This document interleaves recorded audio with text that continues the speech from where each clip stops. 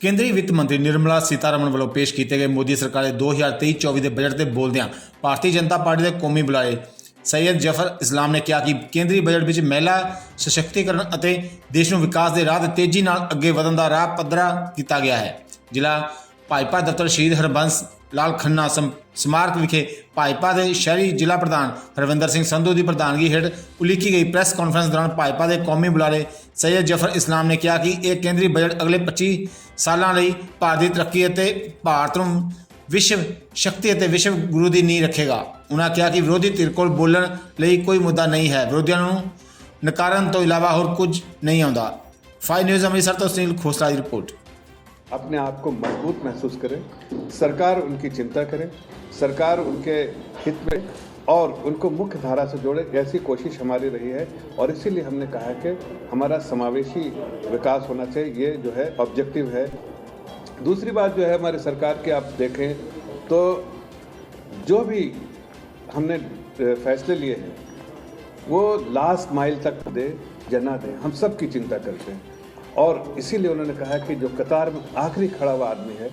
उसकी चिंता सरकार को करनी चाहिए, उसको उसके दामन थामे और उसको मजबूत बनाए। तो हमारी सरकार की नीति है और इस पूरे बजट में जो फोकस है वो ये है कि जितनी भी लिए हैं, जितने भी अनाउंसमेंट किए हैं, उसका लाभ जो है आखिरी आदमी तक जो है पहुंचना चाहिए, इसकी चिंता हमने करनी है। उसके लिए हमने बहुत सारे घर तक उनकी जो चिंता करने की जो कोशिश है वैसे 500 ब्लॉक को आइडेंटिफाई करके उसमें एस्पिरेशनल जो डिस्ट्रिक्ट है उसको आइडेंटिफाई किया जाएगा और उनको इस पूरे सरकारी पॉलिसी का जो लाभ मिले उसकी चिंता की जाएगी 500 ब्लॉक में। उसके बाद जो हमारी सबसे बड़ी कोशिश रही है कि अर्थव्यवस्था जो बहुत मजबूत होके जो इंफ्रास्ट्रक्चर में है उसका और इन्वेस्टमेंट जो है, तो आप अगर देखिए पिछले 9 सालों में जब से हमारी सरकार है हमने कोशिश की है कि अर्थव्यवस्था को मजबूत किया, बहुत मजबूत कीजिए। याद होगा आपको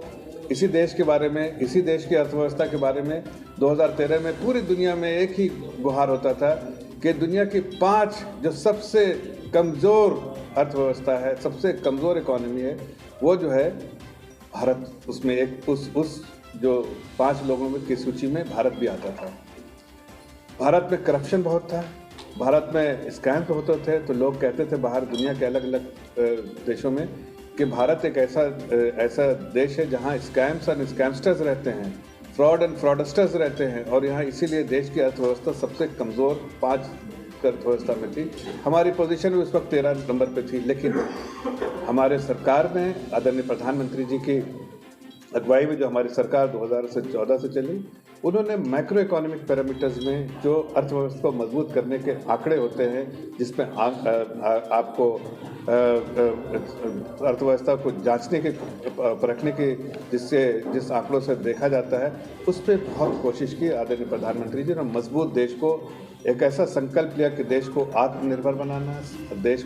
देशवासियों को आत्मनिर्भर बनाना है और देश को आगे बढ़ाना है और देश की अर्थव्यवस्था को मजबूत करना है। आज आप देखिए देश की अर्थव्यवस्था जो है बहुत मजबूत है और देश की अर्थव्यवस्था ऐसी है कि दुनिया की 5 जो मजबूत इकॉनमी उसमें 5वें दर्जे पे आज भारत है। ये अपने आप में बहुत गर्वान्वित वाली बात है हर देशवासियों के लिए कि हम आज 5वें स्थान में, ब्रिटेन को जो देश हम पे राज किया था उसको हमने पीछे छोड़ दिया है और हम तेज़ी से उस जो विकास की पटरी पे जो हमारा मूल मंत्र है हमारी सरकार का, उस पर पटरी पे नहीं बल्कि पटरी पे तेज़ी से दौड़ रही है। चाहे आप किसी तरह से देखिए, इसको आंकने की कोशिश कीजिए, चाहे आप और इसीलिए आपने देखा होगा कि इस पूरे बजट में जो 4 चीज़ें जो बहुत प्रमुखता से जो देखी गई हैं, जिसके बारे में चर्चा की गई, जो हमारी जिस अपॉर्चुनिटीज़ को आगे हमारी सरकार इस पूरे इसमें बजट के में जो पेश हुआ है उसके द्वारा आगे बढ़ाना चाहती है, वो है कि महिलाओं को सशक्त बनाना है। जो सेल्फ हेल्प ग्रुप के द्वारा जो ग्रीन ग्रोथ जो है, हरित जो है उसका विकास करना है, उसकी फोकस है। युवाओं को जो है आगे बढ़ाना है, उसके बारे में चिंता की गई है और जो टूरिज़्म के बारे में जो बहुत बड़ा फोकस है कि टूरिज़्म जो है हमारे देश में आगे बढ़े। इस बजट पे भी उसका जिक्र है कि 50 ऐसी जगह, इसके डिटेल्स अभी आते रहेंगे, लेकिन टूरिज़्म को बहुत बड़ा महत्व है और टूरिज़्म को के माध्यम से देश को आगे पहुंचाना है, ये जो है हमारी कोशिश है।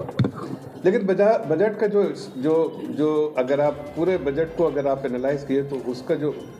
मिशन है और उसका जो विज़न है, उसकी जो प्राथमिकता है, वो सबसे ज़्यादा जो है वंचितों को, किसानों को, बुज़ुर्गों को, महिलाओं को, चाहे वो युवा हो, चाहे वो SC ST हो, सभी वर्गों के लिए को आगे बढ़ाने का, और ख़ासकर दिव्यांग को, ऐसे गरीब अति गरीब जो लोग हैं, जो बहुत गरीब तबके से आते हैं, उनके लिए, पिछड़े लोगों के लिए, और जो है नॉर्थ ईस्ट में रहने वाले या यूनियन टेरिटरीज में रहने वाले या फिर ऐसे पहाड़ी इलाकों में रहने वाले, उन सब के बारे में इस पे चिंता की गई है। हमने कोशिश की है और इसमें प्रायोरिटीज़ भी जो है, जो मुख्यतः जो कोशिश में इन सभी वर्गों को लेते हुए जो पहला जो ऑब्जेक्टिव है सरकार का कि इंक्लूसिव डेवलपमेंट होना चाहिए। कोई भी विकास जो है इंक्लूसिव होना चाहिए, ऐसा नहीं। अब देखिए, अगर आप पिछले दिनों में आप जाएं तो आपको समझ में आएगा कि जैसे हमने इंक्लूसिव डेवलपमेंट जब बोलते हैं सभी लोगों का समावेशी विकास होना चाहिए, तो उससे दिखा है कि हमने जिनके पास जनधन अकाउंट नहीं थे उनके जनधन अकाउंट खुलवाए, ताकि अनबैंक्ड लोगों को बैंकिंग के साथ जोड़ा जाए, मुख्य धारा से जोड़ा जाए।